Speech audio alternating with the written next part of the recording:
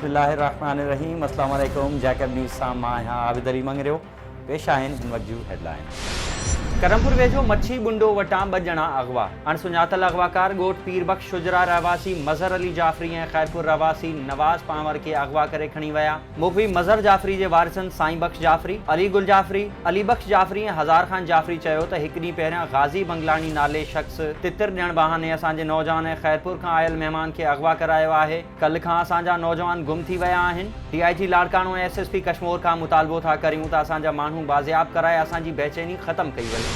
Nawabshah police पारां street crime कंदड़ गिरोह जा 3 ॼणा गिरफ़्तार करण जी दावा। ASP सिटी ज़फ़र सिद्दीक़ पंहिंजी ऑफिस में प्रेस कॉन्फ्रेंस कंदे चयो आहे त SSP शहीद बेनज़ीराबाद तनवीर हुसैन तुन्यो जी हिदायतुनि ते नवाबशाह पुलिस जदीद टेक्नोलॉजी ऐं जिद्दोजहद खां पोइ नवाबशाह शहर में मुख़्तलिफ़ हंधनि तां फुरूं कंदड़ 3 जवाबदारनि मोहम्मद शीराज़, असफंद अली ऐं बाबर उर्फ गुलरेज़ खे गिरफ़्तार करे वटां फुरकयल 16 मोबाइलूं, 1 मोटरसाइकिल ऐं 25,000 खां मथे फुरतल रोक रक़म हथ कई आहे।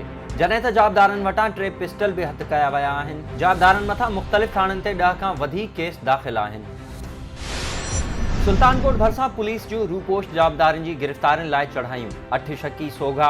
SHO लोडरा मोहम्मद नवाज़ कोराई जी अॻवानी में मियां साहिब, लोडरा, सुल्तानकोट, जागण ऐं ॿियनि थाणनि जी पुलिस रूपोश जवाबदारनि जी गिरफ़्तारी लाइ चाचड़, मारफाणी, लुंड ऐं बिरोही बिरादरी जे ॻोठनि ते चढ़ायूं करे 8 शकी माण्हुनि खे गिरफ़्तार कयो आहे। लोडरा पुलिस ॿुधायो त रूपोश जवाबदारनि जी गिरफ़्तारियुनि लाइ सर्च ऑपरेशन कयोसीं।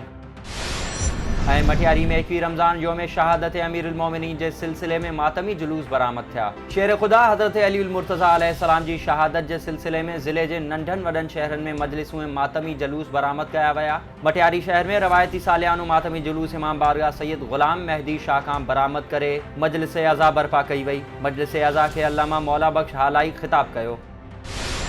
हिन वक़्त जूं हेडलाइंस। वधीक ख़बरुनि ऐं अपडेट्स लाइ विज़िट कयो असांजी वेबसाइट www.jacobnewshd.com ऐं फेसबुक ते फॉलो कयो। ॾिसंदा रहो जैकब न्यूज़, ख़बर खां हक़ीक़त ताईं।